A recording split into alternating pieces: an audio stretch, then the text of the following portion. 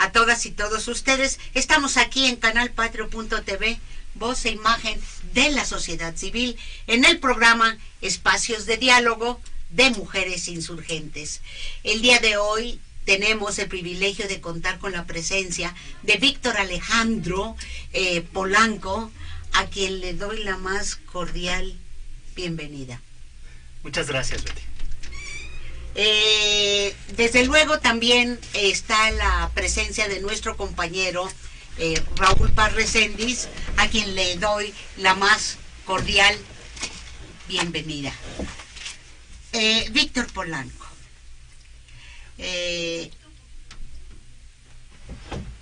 Nos estamos acomodando, Bien, Víctor Polanco.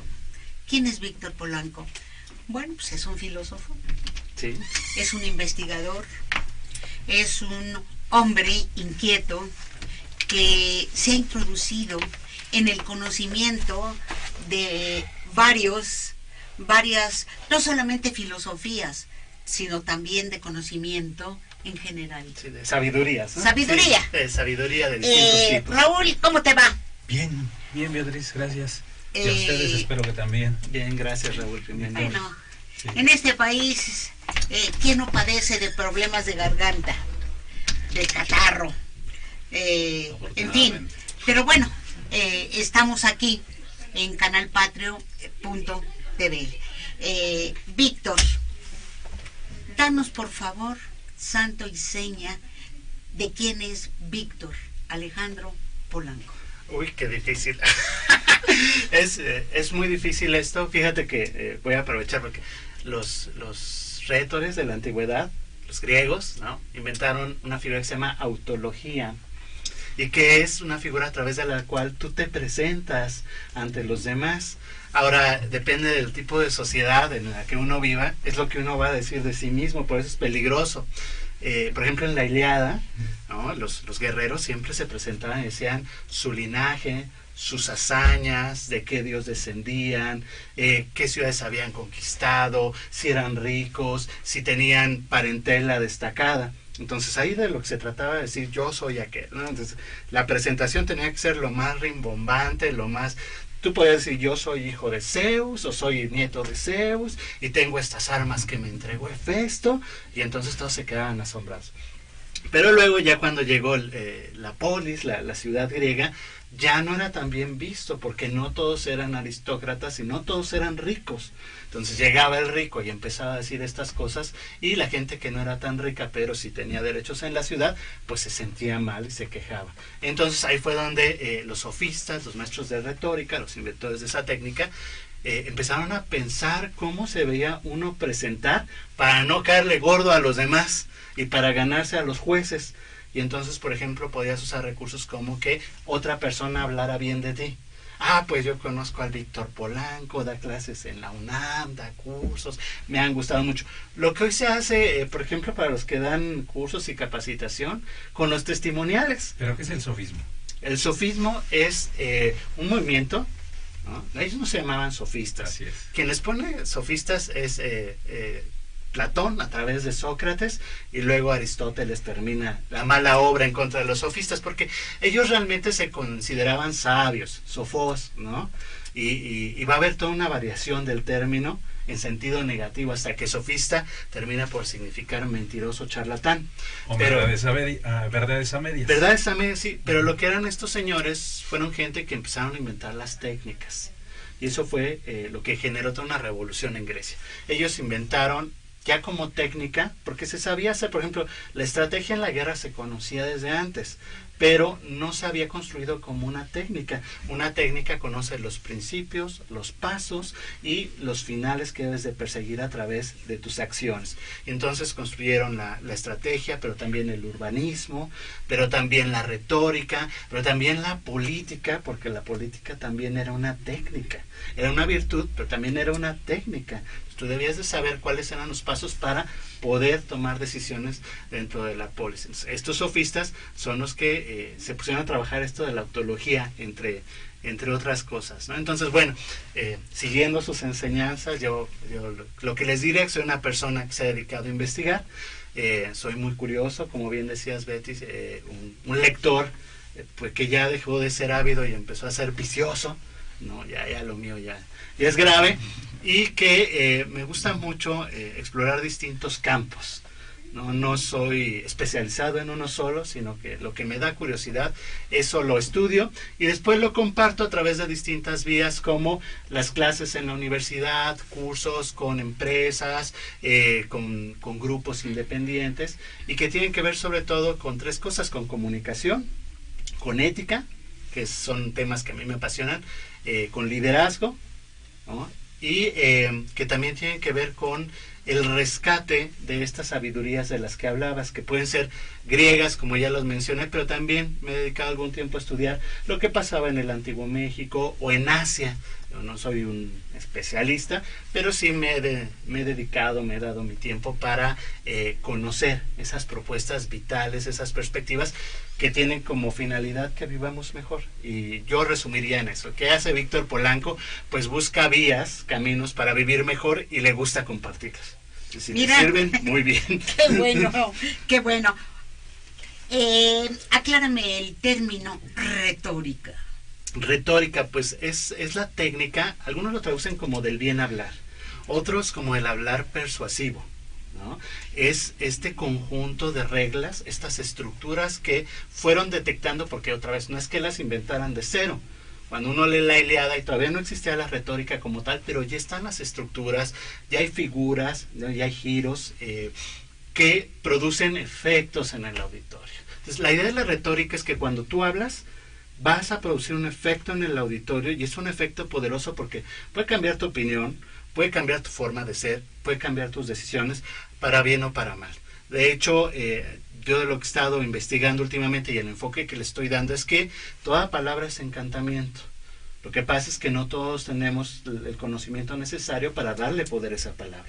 Pero desde el momento en que tú le dices hola a alguien, atrapa su atención, y eso ya es un encantamiento, porque lo está sacando de su actividad. ¿Eso es lo que llaman el poder de la palabra? Sí, es un poder muy, muy grande, porque aparte tiene esta cualidad que deja de ser notada. ¿A qué me refiero? Cuando alguien te somete por la fuerza, pues te da un golpe o te amarra, y eso tú lo recuerdas siempre. Recuerdas quién te sometió y a qué te obligó. En cambio, cuando alguien te convence a través de la palabra persuasiva, tú terminas por pensar que a ti se te ocurrió esa idea, que tú decidiste ser así, cuando en realidad alguien te sedujo, alguien te persuadió, pero tiene esta capacidad la mente humana de autojustificarse y decir, no, es que yo ya lo había pensado. O sea, no es que me estés convenciendo ahorita, yo ya lo había pensado. ¿Cuál? Cuernos. O sea, te sedujeron, te convencieron, tú cambiaste tu trayectoria vital por la palabra de alguien y después terminaste autoconvenciéndote de que tú mismo ya tenías razones para hacerlo. Esto es distinto a lo que se llama decreto de la palabra. Es que son parte de, digamos que el manejo del discurso de la palabra tiene distintos vertientes. Por ejemplo, en la Ilíada estaba la palabra que se usaba en el ágora, en la asamblea, donde de lo que se trataba era dar el mejor consejo. Ataquemos, defendámonos, huyamos, ¿no? Enfrentemos esto, hablemos con los dioses, etc. Es una forma de la palabra, donde tú estás diciendo, esto es lo que yo pongo en la mesa para que todos juntos decidamos. Ahora, también en la Ilíada había estos decretos, una especie de encantamiento, hechizo negro, si lo quieren, que era lo que hacían los guerreros cuando se iban a enfrentar a otro aristócrata, ¿no? A otro guerrero poderoso. Y entonces decían cosas del tipo, ojalá Zeus ciegue la luz de tus ojos y que caigas bajo mi pico. O sea, es un encantamiento y es un decreto fuerte, es un decreto de muerte, ¿no? Y entonces la palabra tiene esta flexibilidad que puede pedir con mucha devoción y respeto, ¿no? A las deidades, solicita a las personas también, o que puede imponer, ¿no? Como los decretos. O sea, esto va a pasar, y con la publicidad, llama ya. Es un decreto, es un encantamiento fuerte. Si te agarra distraído o débil, llamas ya, porque es una orden. Entonces, claro, la palabra tiene todo este rango y esta variedad, y depende mucho, por ejemplo, para hacer un decreto, de cuánta fe, cuánta concentración, cuánta fuerza psíquica o espiritual tengas para proferir esa palabra con la certeza de que va a influir en la realidad de una forma u otra para que se realice. Escuchándote, me vino a la mente en la época de los griegos, el que ellos no se movían si no consultaban al oráculo. Así es. Así es. Bueno, lo consultaban para decisiones muy fuertes. Para decisiones muy fuertes. De hecho, es muy bonito porque afuera del oráculo estaban las famosas máximas, en Delfos sobre todo, pero había muchos oráculos, Trofonio, etc. Entonces, estaban estas máximas que son frases muy cortitas, que condensan el saber popular, ¿no? El saber tradicional, el nomos, ¿no? Por ejemplo. Y entonces son cosas del tipo: conócete a ti mismo, respeta a tus padres, aprende a aprender, ¿no? Son muy cortitas, pero muy poderosas. ¿Por qué estaban afuera del oráculo de Delfos? Porque eran una especie de advertencia. A ver, primero, ve si puedes resolver tu problema siguiendo alguna de estas frases de la nómica, ¿no? del saber tradicional. Y entonces ya no te metes al oráculo, porque para meterte con el oráculo es que son cosas que tú mismo no puedes solucionar y que son muy fuertes. Porque aparte, como ya habíamos platicado alguna vez, los griegos creían que el oráculo no anunciaba el futuro, sino que lo precipitaba. Es decir, podía pasar o no pasar, pero en el momento en que la síbila, el oráculo, decía, va a pasar esto, ¡pum!, ese futuro era el que iba a suceder. Y entonces, claro, tú ibas a solicitar, por ejemplo, consejo para una guerra, ¿no? Y el oráculo también en forma metafórica te hacía entender que podías perderla, pues ya te habías amolado, ¿no? Porque el futuro ya se había precipitado. Y entonces lo único que podían hacer era volver a consultar, a ver si en una de esas cambiaba lo que decía el oráculo. Y los oráculos de los griegos tenían la característica de estar hechos en verso, ¿no? En hexámetro, como la Ilíada, ¿no? Y en ser profundamente metafóricos. O sea, tú no sabías bien qué te estaban diciendo, ¿no? O sea, te pueden decir gran triunfo en la batalla, y tú ibas y te ganaban, ¿no? Te destrozaban, y te podía decir, sí, gran triunfo, pero para tu enemigo fue grande, te acabaron. Pues, tenían esa cualidad los oráculos, que tenían un juego político muy interesante. La gente de Delfos, digo, ya saliendo de lo místico, ¿no? Pensándolo como político, porque ellos siempre quedaban, pero es que el oráculo me dijo que iba a ganar. No, tú entendiste eso, pero el oráculo lo que te dijo fue esto otro, que se puede interpretar así o así. Entonces, sí, ya meterse con el oráculo era para situaciones políticas y vitales muy fuertes, y también tenía sus consecuencias. No podía ser irresponsablemente, porque te podían precipitar un futuro desgraciado. Válgame, Raúl. De modo que el oráculo no fallaba. Nunca fallaba, por eso era este juego muy bonito de la metáfora y la poética. Nunca fallaba, tú lo podías interpretar de distintas formas. Y bueno, no es solamente propio de los griegos, ¿no? Por ejemplo, hoy en día muchos grupos de distintas corrientes religiosas hacen eso con los versículos de la Biblia. Tú puedes tomar cualquier versículo de la Biblia, un salmo, por ejemplo, tomar una parte y darle una interpretación, y luego otra diferente y otra diferente. Eso se llama trenzado textual, ¿no? Entonces solamente lo tomas como un motivo para desarrollar un tema o una propuesta o una orden, pero como el motivo es sagrado para los que creen en esa religión, parece como si la divinidad hubiera dicho eso exactamente. Entonces, bueno, distintas religiones, distintas culturas han hecho uso, ese tipo de uso de las escrituras sagradas o de las palabras de los sabios. ¿Te apasiona la cultura griega? Me gusta mucho, es lo que he estado estudiando durante los últimos años con más profundidad. Encuentro muy interesante, siempre me pareció que la mitología era muy atractiva, y sí, me he estado dedicando ahí a estudiarla, pero también me interesa la cultura del Antiguo México, de los incas, me interesa la cultura asiática, ese tipo de cosas. Sí, yo vuelvo a la palabra retórica. Ajá. Porque lo has explicado puntualmente, sí, de manera casi textual, sí, pero también la retórica es una palabra que cuando se usa por algunas personas, sí, lo hacemos para descalificar, claro, a quien estamos oyendo. sí. ¿Sí? Y esto es importante. Escuchamos un discurso de alguien y dicen, no, este es muy retórico. Y Claro. quienes nos escuchan Sí. piensan que estamos descalificando. Es falso lo que está diciendo. Claro. Esto es Sí. el tema. Sí, eso fue parte de la mala obra de los filósofos, ¿no? Yo, ese filósofo, tengo que admitirlo, ¿no? De hecho, ustedes deben saber que la lógica, famosa lógica, para encontrar la verdad, ¿no? La cuadrada lógica. Así es una reacción a la retórica. No, es cuando ya los sofistas llegaban y les ganaban una y otra vez en los discursos, que gente como Aristóteles los empezó a estudiar y dijo, no, a ver, ¿cómo es que nos ganan y cómo nosotros nos podemos asegurar de que no nos metan gol? Porque la retórica, y eso es que hay que entenderlo, es algo que trabaja sobre la opinión, no sobre la verdad. Y es una diferencia brutal, ¿no? Nunca hay que perderla de vista, porque la vida de los seres humanos no es la vida de la verdad. La verdad la conocerán los dioses, pero los seres humanos vivimos en la opinión, y eso lo sabían los griegos desde Gorgias, desde siglo V antes de Cristo. Pero a los filósofos se les ocurrió decir que ellos podían llegar a la verdad a través de la dialéctica y de la lógica, por ejemplo, y entonces se hace esta falsa disyuntiva, esta falsa distinción.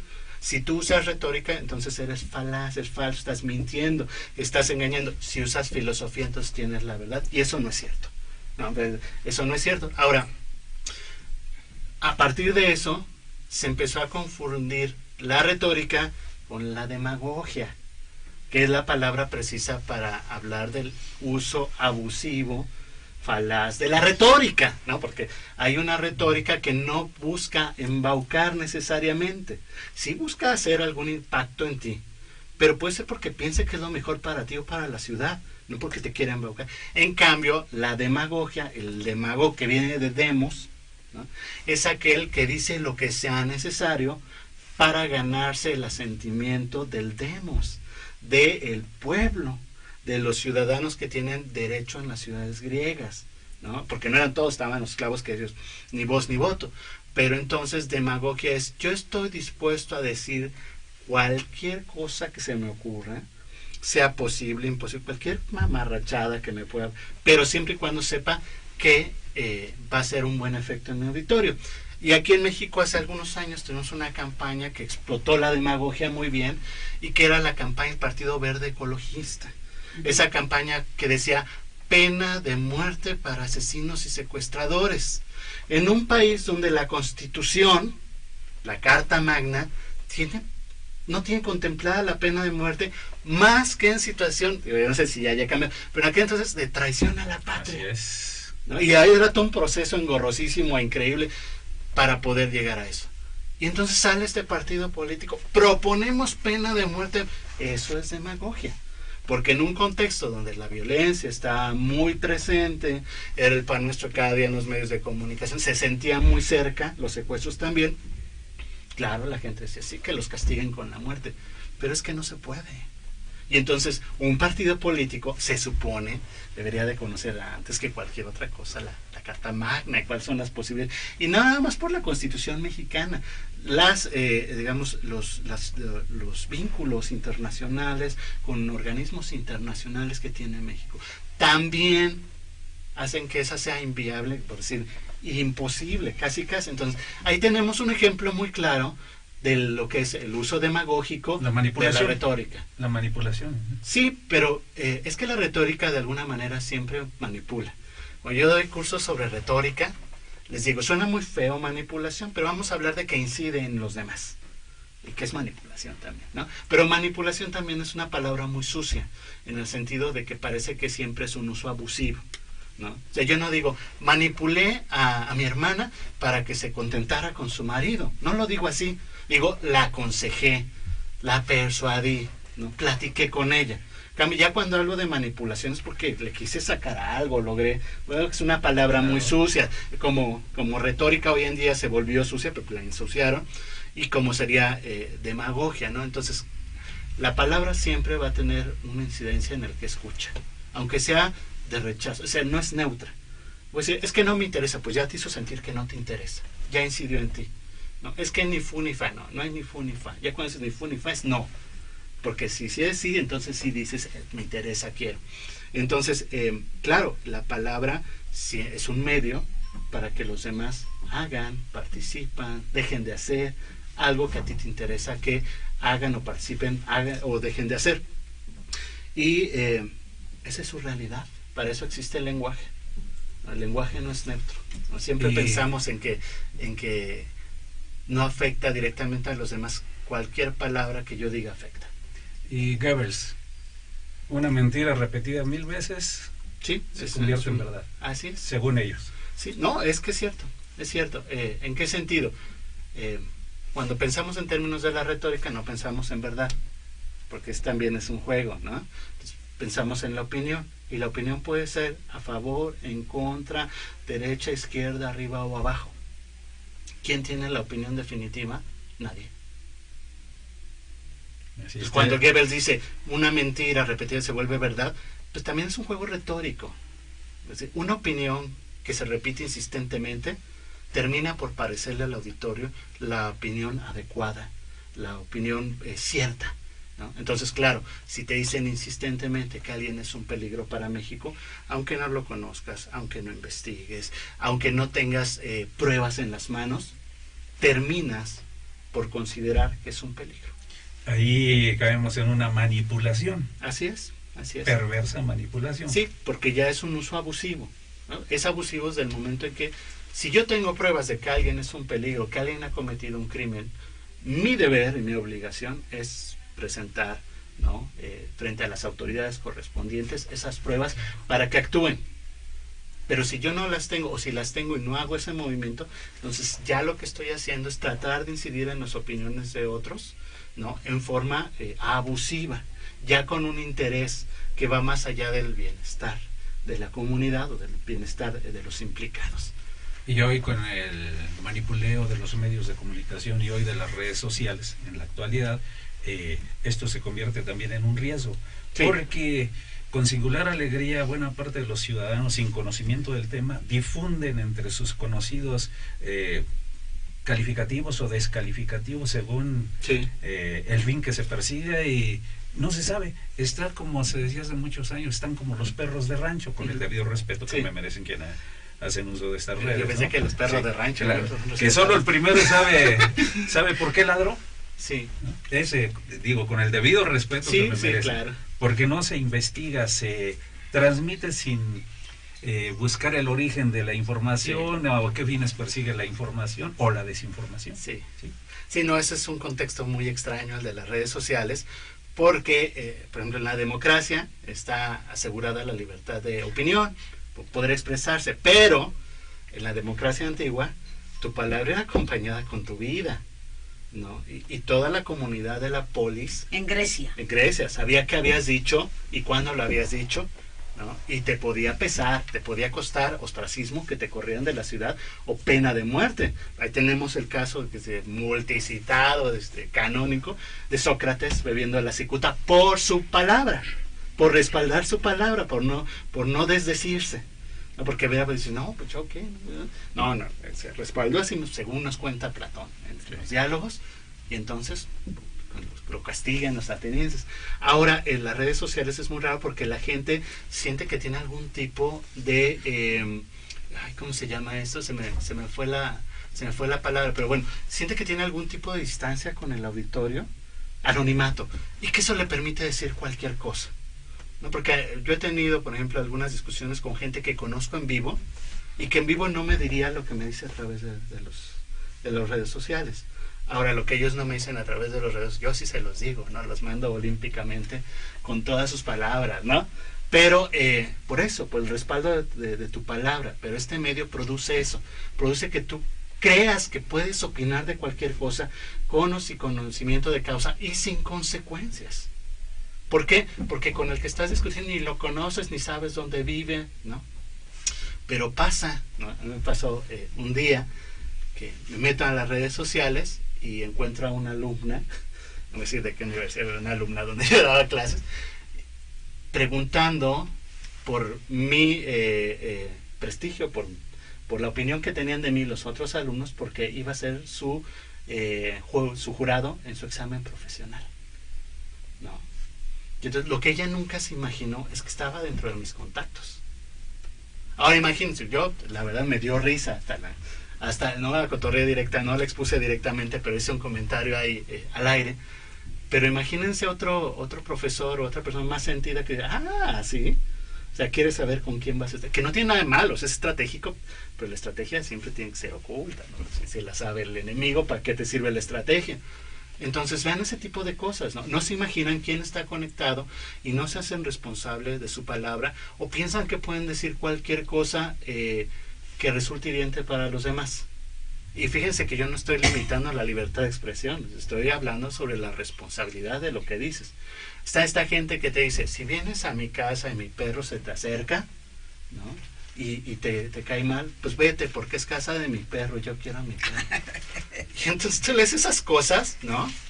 O mira, el perro Juanito se murió por la pirotecnia que usaste, ¿no? Y ya no te dicen maldito asesino, pero ahí el mensaje está en la botella y tú así... A ver, esta gente como de dónde viene a traer una moral, a tratar de imponer unos usos y costumbres, cuando tienes una tradición, buena o mala no me importa, ¿no? Es donde estamos ahorita, ¿no? Y entonces como él compró un perro, ahora todos los demás tienen que cambiar. Y miren que yo no tengo nada contra los perrillos, ¿no? O sea, pero son tipo de las cosas que se viven en las redes sociales. Sí es un uso muy irresponsable, muy temerario de la palabra. Yo diría esto, muy temerario, muy irresponsable, y no saben la cantidad de daño que pueden hacer. Entonces sí es como un ambiente, yo decía, muy enrarecido, ¿no? Porque ese tipo de intercambios no se daban en el intercambio persona a persona. De persona a persona, cuando ya discutías fuerte, sabías que estaba en juego, sabías qué es lo que podía pasar. Que te corran, que pelees, que te separes para siempre. Pero parece como que a través de las redes sociales tú puedes hacer lo que quieras y no pasa nada, ¿no? Y no pasa nada. Y entonces sí puedes atacar a unos, a otros, hablar mal del político, del artista, correr el chisme, ¿no? Oye, Víctor, el origen de la palabra democracia. Democracia. A ver. Bueno, pues también es para Occidente el invento ateniense, ¿no? Que es ahí donde se da. Y está compuesta de, siempre lo dice todo el mundo, está compuesta de dos, Demos y Kratos, ¿no? Kratos, que es el poder, la fuerza, el poder dominar, ¿no? Por ejemplo, Agamenón en la Ilíada tenía Kratos, Zeus tiene Kratos, tiene el poder de hacer que las cosas sean de acuerdo con su voluntad, y el demos, ¿no? Entonces lo que significaba era el demos, que son los ciudadanos que tienen derechos políticos dentro de una polis, ¿no? Que en la sociedad ateniense no eran todos. No eran todos, ¿no? Las mujeres, los niños, los esclavos, los extranjeros no tenían derechos políticos. Eso cambió dependiendo, porque hubo muchas revueltas. Pero por lo general era así. Por eso yo hago la aclaración. Entonces, todos ellos tenían que ver en las decisiones que atañían a la colectividad. De eso se trataba la democracia. Eran decisiones que tenían que ver con cosas muy comunes y corrientes, como la construcción de un templo, por ejemplo, pues la construcción de una obra, una muralla, o ya participar en una alianza de guerra junto con otra ciudad-estado, declarar la guerra, cambiar las leyes, expulsar a alguien de la ciudad, mandar a asesinar a alguien de la ciudad. Entonces la idea era que todos los que tenían estos derechos podían y debían participar en la toma de decisiones, que era un privilegio, una especie de privilegio, porque el que no tenía derechos era el idiotes, el que no, el idiota, ¿no? No seas idiota, pues es decir, no. ¿Y qué es el idiota? El idiota es el que no participa en las decisiones de la colectividad. Y que luego se dice ignorante en política. Se aplica. Sí, ignorante, pero es una definición muy bonita de idiota, pero no te dicen idiota y tú ya puedes decir, no, yo sí voté, no, ya participo. A mí no me digas idiota. ¿Hay alguna ¿no? similitud, claro, con la sociedad actual? Híjole, no. Yo diría que, otra vez volviendo a la retórica, ¿no? Y a la demagogia. Llamar a los sistemas contemporáneos de gobierno, no solo México, ¿no? Todos los que se reputan democráticos, es usar un concepto con un sentido diferente. Los conceptos van variando de acuerdo con las edades, con las épocas, eso es cierto, pero aquí yo acuso un uso demagógico, cuando se habla de democracia, porque da la falsa impresión de que es el grueso de la población. En el caso de México, todos los ciudadanos, que igual que en Atenas, no todos son ciudadanos, ¿no? Los menores de 18 años no son ciudadanos, ¿no? Sí, porque si dicen, ¡ay, los esclavos! No, aquí también hay unos que no votan, ¿no? Y no sé si tendrían que votar o no, pero bueno, el hecho es eso. Entonces, todos los ciudadanos participan en la toma de decisiones. Ahora, es muy diferente el contexto de una polis griega, ¿no? Donde, por ejemplo, uno de los máximos aforos en un debate político, ¿no?, entre Esquines y Demóstenes era de 6,000 personas. Y que ya es una multitud, ¿no? Imagínense, se reunieron para que discutieran en el caso de la corona. Y aquí estamos hablando de millones. Entonces, no es posible ni viable que todos participen de la misma manera. Ahora se habla de lo que platicamos antes de montarnos, de las democracias representativas, que también es un uso demagógico. Y yo no digo que sí se pueda hacer a mí no se me ocurriría, y por eso lo digo antes de opinar, ¿no? No sé cómo podríamos hacer para que todos, y si fuera viable que todos participáramos en todas las decisiones, no. Pero se dice que las personas electas para un puesto, una función, son representantes. Pero la verdad es que la mayoría de las veces ni los conoces, nunca has sabido de ellos. Todo lo que te llega es en las elecciones, por vía de los medios de comunicación, de la publicidad, la mercadotecnia, de la propaganda, ¿no? Entonces realmente la imagen que uno tiene de ellos es muy borrosa, muy fantasmática, muchas veces muy hinchada, ¿no? Por ejemplo, en la última elección presidencial había varios candidatos que uno decía, bueno, de verdad no me... Dan pena ajena. Sí, no me están engañando. Esos quieren ser, ¿no? Esos pueden serlo. Y no porque uno sea superior de ninguna manera, pues creo que no alcanzan el mínimo de características, para no ponerme... de características y cualidades para una empresa tan grande y con tantas responsabilidades como dirigir a un país, ¿no? Entonces, claro, hay este uso que sí es un uso muy propagandístico, que por ejemplo Estados Unidos, Norteamérica ha explotado durante décadas, son los promotores de la democracia. Pero ya vimos hace algunas elecciones que cuando tienen algunas dificultades, pues también en Florida, ¿no? Cambian las votaciones y hay problemas con las urnas, ¿eh? Y la democracia que ellos llevan a otros países, sobre todo en el Oriente. Ya sí hay pena de muerte. Claro, no pesan tanto como las de ellos, ¿no? Entonces, sí, para mí sería mejor buscar un concepto nuevo que no estuviera cargado positivamente como el de democracia, para hablar de la forma de organización que tenemos, ¿no?, sin hacer este uso demagógico. Porque desde la escuela te enseñan que el mejor sistema es la democracia, ¿no? Por ejemplo, hay que rescatar de Aristóteles en la política. La democracia no es el mejor sistema, ¿no? Él te hablaba de la oligarquía, de la tiranía. Esto es lo bueno de la tiranía: si se mantiene así la oligarquía, así la democracia. Pero no decía, tiene que ser la democracia, ¿no? Entonces, y ahora pensamos que si no eres democrático, a veces ustedes quiero que en una discusión política digan, yo quiero que en México haya un sistema que no sea democrático. Luego golpean, aunque todos los presentes no sepan qué demonios es la democracia. No. Ni qué estás planteando. Claro, ¿no? Ahora, hay contextos, como yo les digo a mis alumnos, donde la democracia no es lo más adecuado. Por ejemplo, la guerra. Imagínense un ejército. Estás con los otros enfrente. Entonces, por votación democrática, vamos a ver si atacamos o no.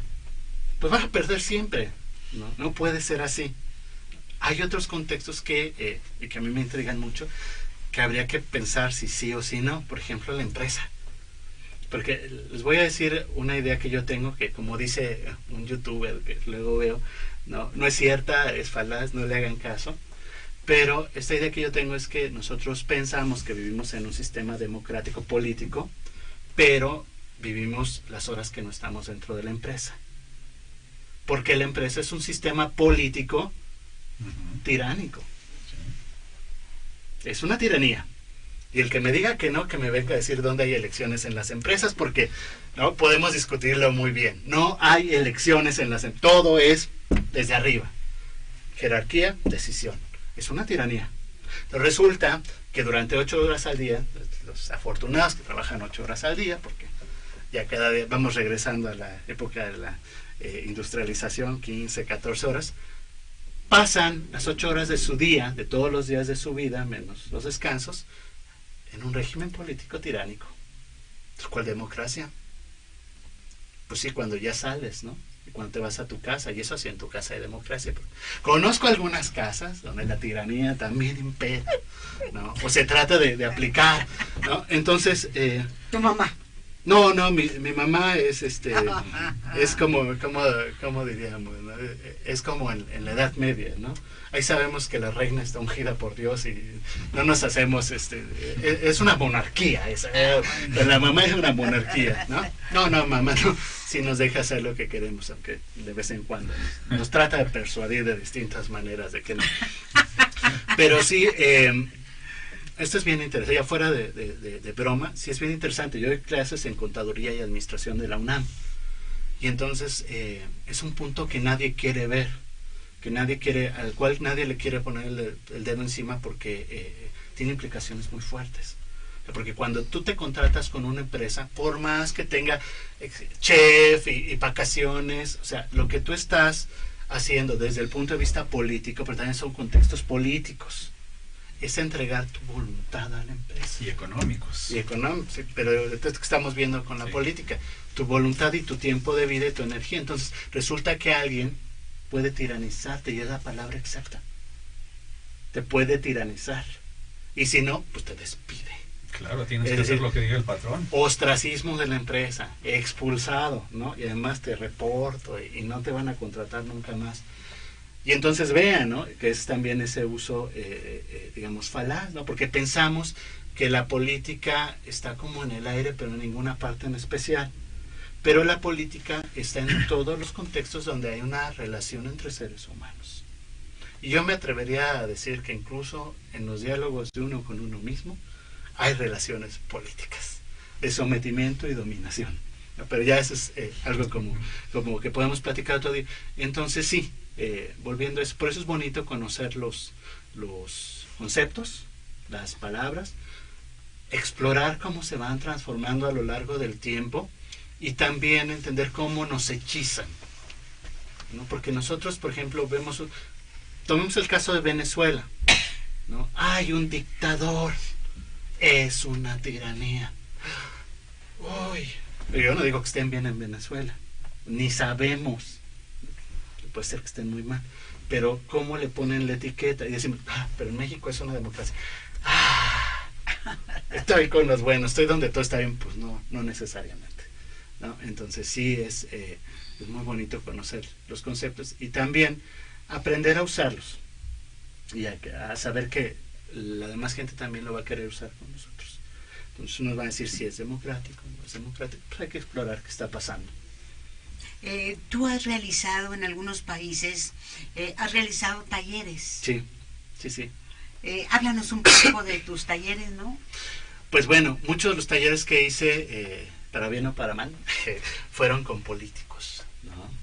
Y entonces con ellos trabajé esta parte de la retórica y de la oratoria, construcción de discurso, manejo de crisis, ¿no? Porque, claro, los políticos responsables se preparan, los que no se preparan hacen el ridículo, ¿no? Ese es indudable. Hay algunos que se preparan, pero pues, les cuesta más trabajo, aunque los preparan y los preparan. Pero son responsables, se preparan, y entonces saben que su uso de la palabra va a ser un uso muy especializado.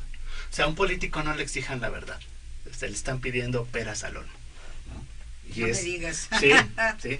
Lo que le pueden exigir es que sus opiniones estén respaldadas por sus actos, ¿no? Y que haga un uso franco del lenguaje, que es diferente de la verdad, ¿no? Porque yo puedo decir, yo por mi formación, porque nací en cuna de oro, pues me parece que los ricos, los poderosos, debemos gobernar la oligarquía. Estoy diciendo la opinión, la verdad de mí, mi opinión que yo creo, aunque esté equivocada, ¿no? Eso sí le podemos exigir a los políticos.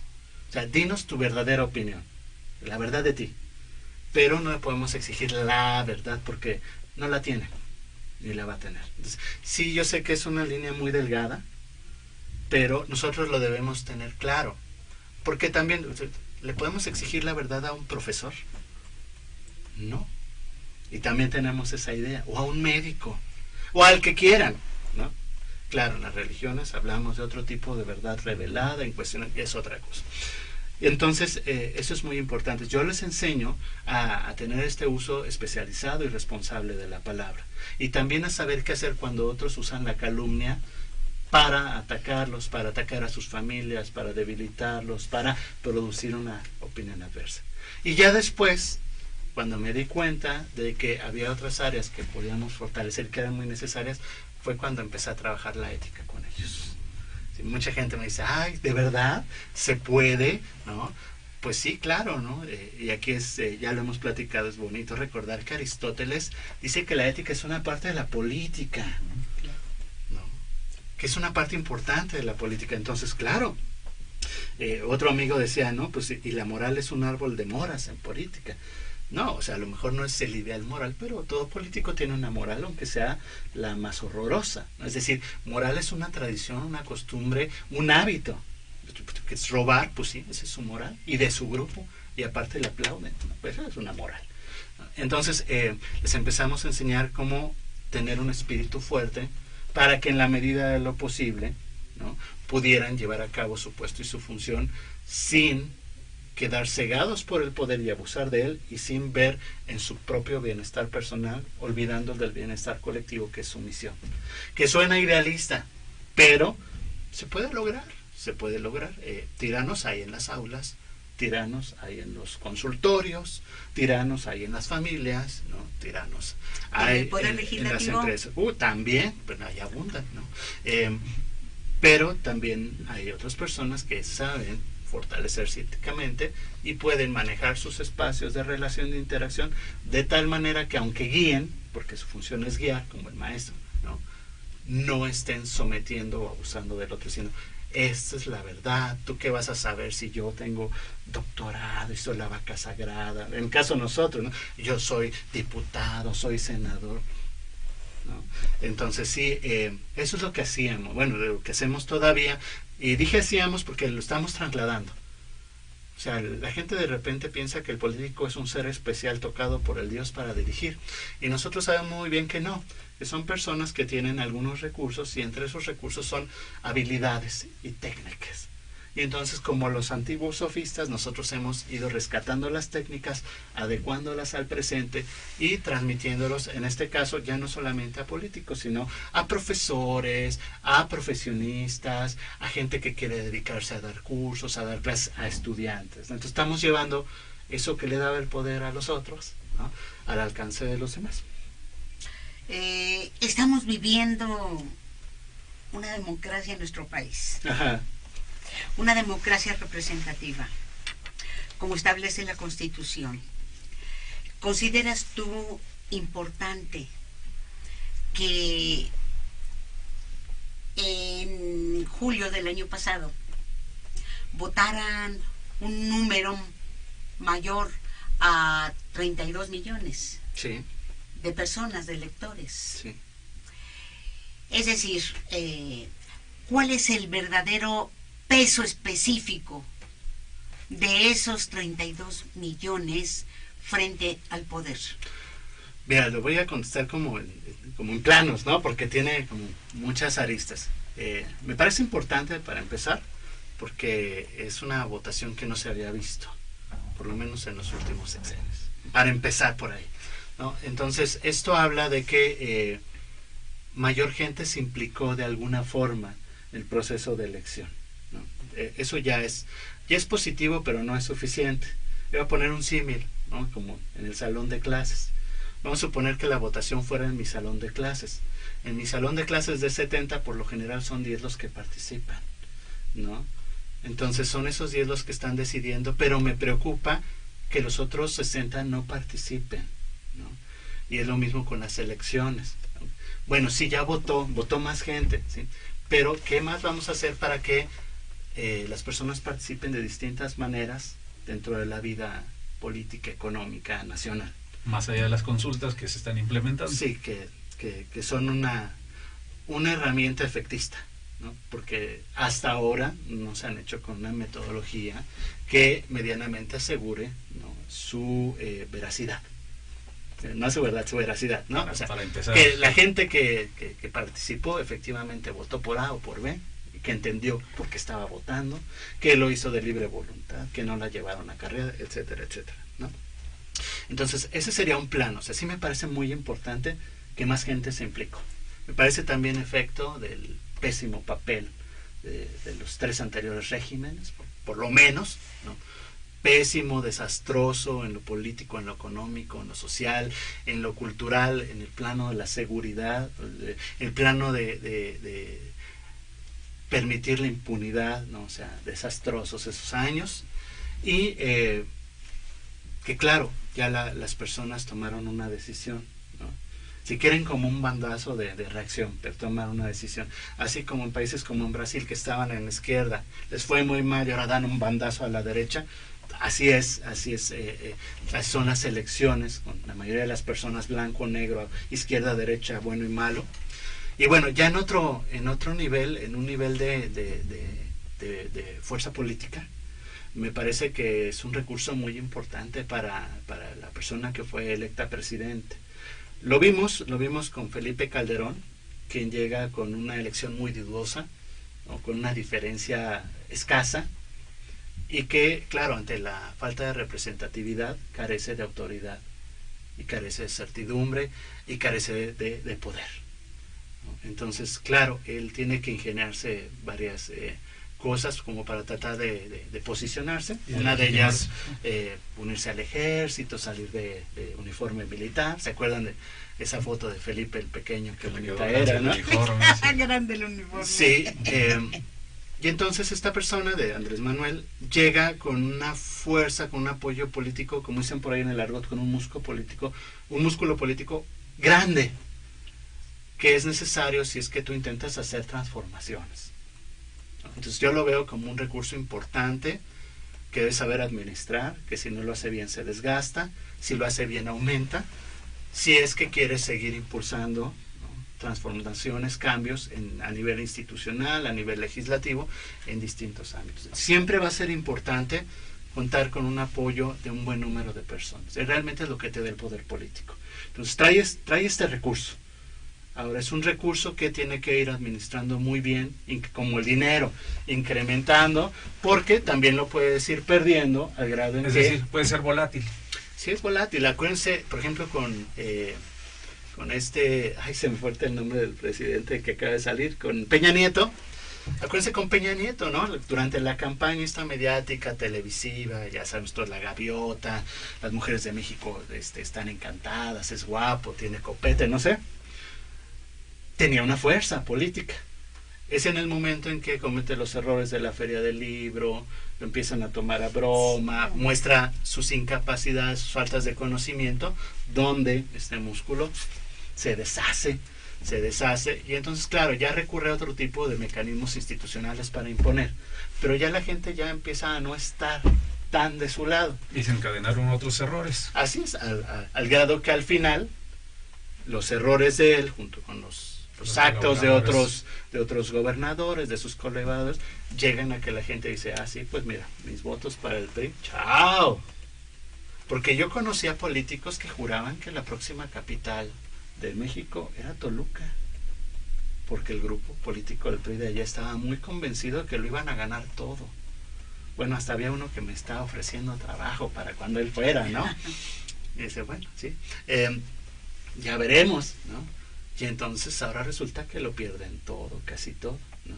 Entonces vean cómo es muy importante, porque pareciera que es como algo intangible, y sí es intangible, pero la opinión de la gente sobre alguien pesa en nuestras sociedades. Entonces, ahorita la opinión de mucha gente está como apoyando y a la espera de ver qué pasa. Está ahí, como en la balanza. Y ahí está otra opinión que le comentaba Betty antes de empezar el programa, de mucha gente que le tiene ojeriza, mala voluntad, porque hubo una campaña de más de una década en su contra, ¿no? Independientemente de lo que haga, si ha cometido errores, si ha hecho cosas buenas o no, desde el plano de la comunicación política, desde donde lo voy a decir, mucha gente le tiene una ojeriza construida desde fuera. Acuérdense que lo compararon con Hugo Chávez, que sistemáticamente trataron de encontrarle algún fraude, que le hicieron juicio político, como quema de brujas, hay que traer el pasado, ¿no? Y entonces, claro, esa opinión, como lo que tú decías de Goebbels, ¿no? Se fue asentando en mucha población, ¿no? En mucha población que decía, sí, puede ser un peligro para nosotros. Y aún lo siguen viviendo. Y lo siguen manejando en las redes sociales. Claro, ¿sí? y lo es la carta de regreso de algunos grupos políticos. O sea, para ellos no hay otro camino que denostar lo que bien o mal pueda hacer López Obrador, porque es la manera en que se pueden posicionar desde su lógica. Porque podrían tomar una decisión de construir otro proyecto que fuera todavía mejor, ¿no? Pero todavía siguen atrapados dentro de la campaña, dentro del golpeteo. Por ejemplo, en la lógica donde se perdió Anaya, que se dedicó al golpeteo, justificado o no, y también perdió y se llevó a su partido entre las patas. ¿Y se perdió? Sí, y se perdió. Podríamos decir que muerte política, pero después de la resurrección del PRI, después de Monterrey. No, y después de los 2 sexenios panistas, yo ya no hablo de muertes políticas. O sea, los muertos vivientes se te levantan y dices, chin, ¿no? Alguien jugó la ouija o algo. No levantaron, porque sí se pueden levantar. ¿Sí? Nada es de una vez y para siempre. En política no. En política, justo la opinión, el reino de la opinión es el reino de lo contingente. Lo contingente depende de la situación en su desenvolvimiento en ese momento.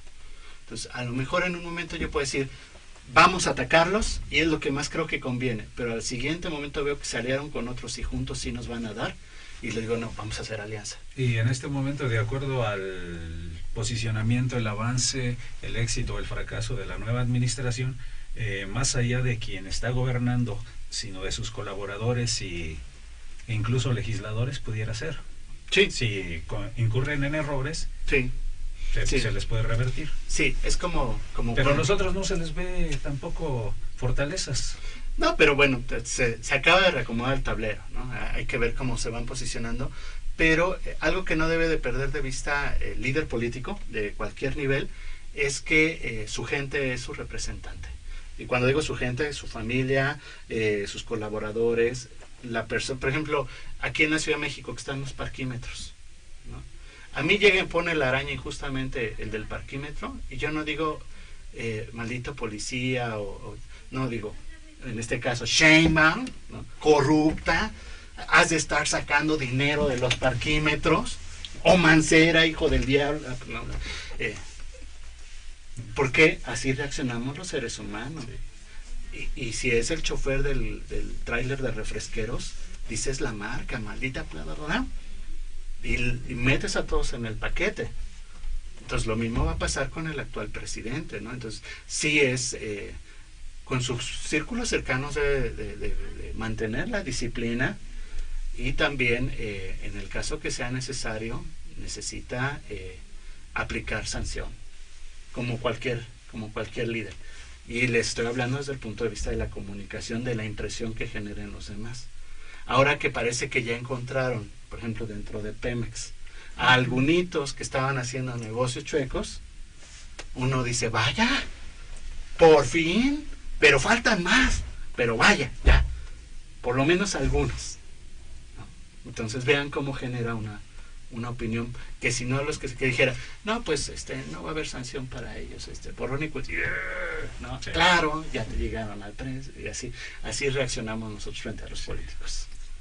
Así es, y es lo que estamos viendo, sí. Es lo que se está viviendo, y eso se estaba pensando, y de pronto aparece que ya le encontraron la hebra al mazacote de hilos, y bueno, dicen, caray, ahí están los guachicoleros. Bueno, todo el mundo sabía que no podía actuarse desde el ostracismo en que se mantenían ciertas redes, porque hay controles, ¿no? O había controles y lo siguen existiendo.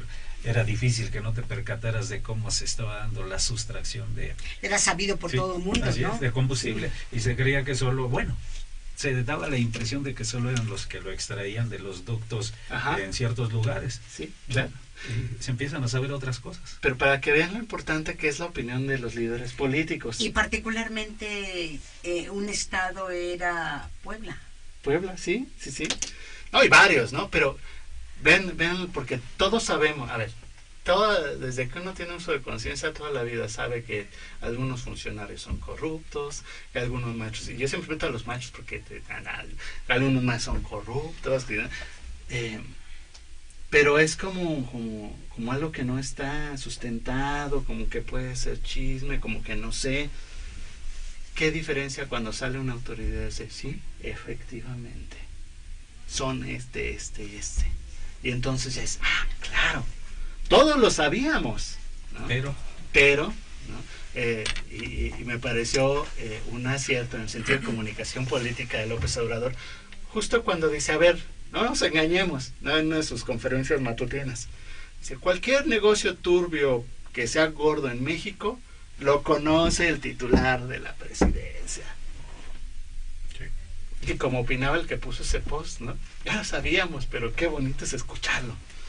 Entonces, claro, para que vean que aunque estén como de muchas maneras disminuidas sus figuras, siempre sometidos a críticas, siguen siendo líderes de opinión.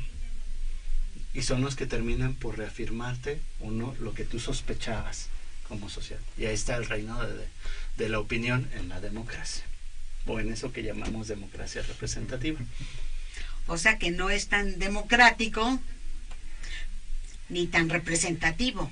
No, seguramente no. Ahora yo les digo, yo no sabría decirles cómo debería de ser, porque es complicado, es complejo, es muchísima gente. Pero esa era la propuesta, ¿no? No usemos palabras que generen falsas impresiones, ¿no? Que a mí un diputado de mi zona electoral diga que me representa a mí, pues no. Haya votado por él o no, y fíjense lo que estoy diciendo, porque de acuerdo con la ley, si voté por él, pues lo avalo como mi representante, ¿no? Pero si yo lo avalé como mi representante y empieza a tomar decisiones que a mí no me convencen, o no se vuelve a parar por tu distrito, sin consultar a sus representados, o si por lo menos informarles, o si, oigan, estoy pensando hacer esto con este fin, ¿no? Entonces ya realmente no me representa, no habla por mí. Y claro, pues no sería tan fácil, ¿no? Con tantos millones de personas, pero pues ahí está por descubrir formas de hacer valer más la voz, de que los representantes políticos no estén con la rienda tan suelta de la ciudadanía, porque parece que quedan electos y entonces ya ellos ya tienen como la sabiduría, el conocimiento, la intuición para saber qué es lo mejor para la gente, aunque la gente piense que no es lo mejor. Se suben a un ladrillo y se marean, ¿sí? Se olvidan de sus electores, ¿sí? No, que además no los conocieron, excepto a unos cuantos. A veces no conocen ni el lugar donde vives. Sí. Así es. Mira, ha sido espléndido. Gracias, no, en serio, me encanta cuando tú vienes. Gracias, Leti. Porque nos abres algunas reflexiones importantes. Pero yo quiero preguntarte algo antes de que terminemos el programa. Sí. Porque me parece que es importante. Sí, claro. ¿Consideras tú que este país tiene futuro? Sí, de hecho sí. Ahora, ¿qué tipo de futuro, no? No, sí, claro, ahí está ahí está el del asunto. Ahí está el manipulador del lenguaje, ¿no? Veo señales que me hacen mantener una esperanza acotada, ¿no? Una esperanza expectante, ¿no? Pero veo señales que me indican que puede tomar otro rumbo y que me parece que puede ser benéfico para la sociedad en su conjunto el nuevo rumbo. Va a pasar tiempo, hay mucha historia que contar, pero yo hasta ahorita veo algunas buenas señales y también he visto algunas que no me han gustado del todo, para ser franco, ¿no? Ya no quiero decir todo bien, no, ha habido algunas que digo, bueno, ¿y esto como de dónde salió, hacia dónde va? Pero estoy todavía con una esperanza, y en ese nivel la pongo, ¿no? Porque la política también es ¿Y de qué tipo esperanza. de nuevo rumbo? Pues un rumbo donde haya una mejor calidad de vida, haya más acceso. Por ejemplo, yo veo muy bien que la educación superior ahora sea un derecho. Ahora, de que esté en la ley a que sea efectivo, ¿Quién sabe? va a pasar tiempo, décadas quizá, pero yo lo veo como positivo. Lo veo como positivo porque eso nos habla de que van a venir políticas, van a venir acciones que impulsen que una mayor cantidad de muchachos puedan tener una preparación para la vida. Garantizado por el Estado. Garantizada por el Estado, ¿no? Mucha gente veía con malos ojos a la UACM, ¿no? A mí me parece un proyecto espectacular en su concepción, que claro, le va a llevar también tiempo terminar de cuajar, en el sentido de que le daba a mucha gente la oportunidad de estudiar una licenciatura, ¿no? Sin que importara el resto de su trayectoria académica.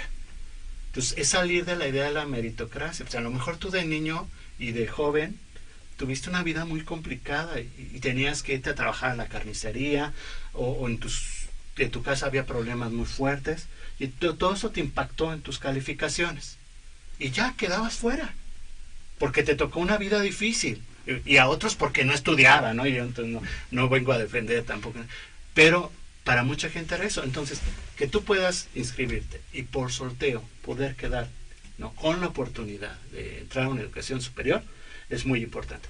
Y la gente dice, no, pues es que como es... O sin sorteo. No, es que, bueno, la idea de la UACM es que es por sorteo, ¿no? Y mucha gente decía, es que como es por sorteo no le dan importancia. Y yo he conocido estudiantes y maestros también, pero hablo de los estudiantes, que son comprometidos, ¿no?, que están muy contentos con su carrera y aunque muchas veces siguen teniendo problemas económicos fuertes, están avanzando poco a poco, porque también se hablaba, por ejemplo, de la eficacia terminal, como que si fueran donas Bimbo, ¿no? Y la gente tiene que entender, un mes que un chico esté en la universidad le va a cambiar la vida, aunque no termine. Un semestre, terminó la carrera y no se tituló, esa es una persona con otros horizontes. Entonces no son donas Bimbo, no tiene que salir en el paquete sellado. Claro, en esta sociedad es preferible, te abre oportunidades tener un título, sí, pero desde otro punto de vista, que tú puedas acceder a esa educación, conocer esos campos, esas materias, a esos maestros, vivir un ambiente universitario, es algo que te va a llevar a poder visualizarte en otros contextos de los que te tocaron vivir. ¿Quieres agregar algo? Pues muy feliz año para todos, ¿no? Gracias Betty por invitarnos, gracias Raúl, encantado de estar aquí como siempre. Y bueno, vamos a estar como en años pasados dando cursos, conferencias, espero que nos acompañen. ¿Tu correo? La página donde tenemos es www.vpelestratega.com. La repito, www.vpelestratega.com. Ahí tenemos artículos, ya estamos por empezar también de youtubers, vamos a hacer nuestros videos, donde vamos a dar cápsulas de este tipo de cosas que hablamos, espero hay que nos sigan, y también constantemente estamos anunciando las conferencias, los cursos que damos, que algunos son con costo y otros son gratuitos, también para que los amigos no piensen, no más bien a vender, no, pues les invito, si muchas cosas que hacemos están abiertas a todo público, porque es parte del espíritu de nuestra empresa, de nuestra firma, ¿no? Nunca ha sido una limitante el dinero. Somos medio sofistas nosotros, sí cobramos, pero también tenemos esta misión y bueno, parte de lo que hacemos muchísimo con estudiantes es darles estas habilidades que les abran algunos horizontes importantes para la vida. Oye, Víctor, una pregunta indiscreta. Ajá. ¿Crees en la magia? Sí, no, te voy a contestar como, creo que alguna vez ya lo sé, pero no importa, es muy bonito. Llegan con Carl Jung, un estudiante de estas cosas desde la psicología, y le preguntan con mucha malicia. Psiquiatra. Ajá, sí. Le dicen, ¿usted cree en Dios? ¿No? Le dice el periodista, tratando de acorralarlo, porque claro, si eres científico, no puedes creer, no puedes ser tan fuertes tus creencias, y si crees, bueno, entonces tu trabajo como científico queda anulado, debilitado por lo menos, ¿sí? Y entonces le dice Carl Jung, yo no creo, yo sé. Pues así, ¿no? Yo no creo, yo sé. Sí. ¿Qué opinas de aquellos que hablan del oráculo, que hablan de, por ejemplo, Walter Mercado o Alfonso León? Pues fíjate que es una necesidad que hemos tenido siempre, desde que somos seres humanos. Hay muchas cosas que no nos podemos explicar. Y hemos creado muchas vías para explicárnoslas, ¿no? Pero hay cosas que la ciencia no nos puede explicar. Por ejemplo, la muerte de un ser querido. Nos puede explicar por qué y cómo murió, en el sentido fisiológico, ¿no? El daño que tuvo, la enfermedad. Pero en una parte de sentido vital, espiritual, no hay una respuesta. O sea, ¿por qué uno pierde a un ser querido? ¿No? O por qué uno encuentra el amor, o por qué uno no le va bien en la vida más allá de sus habilidades administrativas, ¿no? Entonces, claro, estas personas que son videntes, son mánticos, que están desde la Ilíada, ¿no? Esta Calcas, esta Estórida, el que les dice por qué se están muriendo en el campamento de los aqueos, y que también aquí en México, en el antiguo México, bueno, los mexicas tenían el calendario de los días, el Tonalpohualli, ¿no? Y en los asiáticos estaba el I Ching, y bueno, y están las runas, y están los caracoles. Y son vías, está el tarot, son vías a través de los cuales uno trata de establecer un vínculo con la divinidad o con la sabiduría universal y tratar de encontrar sentido de lo que está pasando en nuestra vida, ¿no? Entonces, es necesario. No todos recurren a ese tipo de prácticas porque encuentran las respuestas que están buscando en otra parte. Por ejemplo, en un coach, ¿no? O en un pastor, o en un amigo, o en Paulo Coelho, ¿no? Te leen un libro, aquí estaba lo que yo estaba buscando. Y otros, ¿no?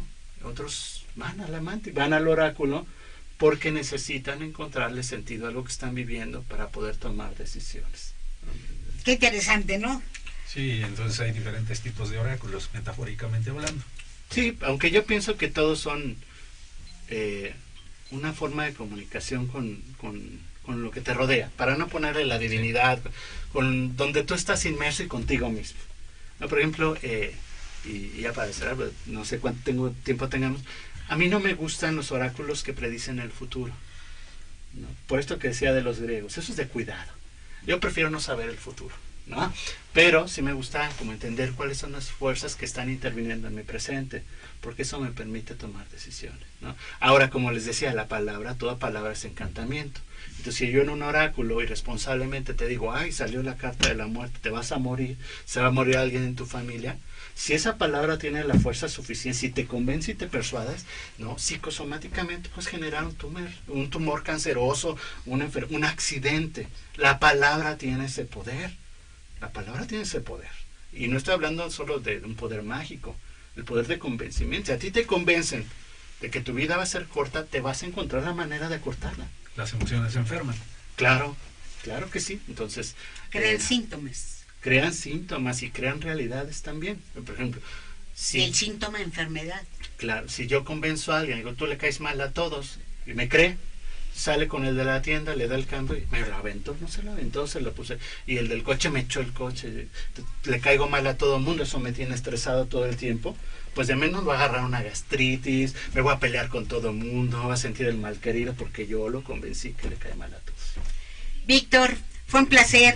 Betty, muchísimas gracias. Gracias, Raúl. Al contrario, Betty. Gracias, Cari. Hoy estuviste muy callada, pero pronto regresarás por aquí, cosa que te agradezco. Y desde luego también a Vanessa Hernández, que nos da todo tipo de apoyo técnico en cabina. Pásenla bien, Beatriz Gallardo y Raúl Paz. Le agradecen a usted que nos haya sintonizado. Cuídese, por favor. Muchas gracias.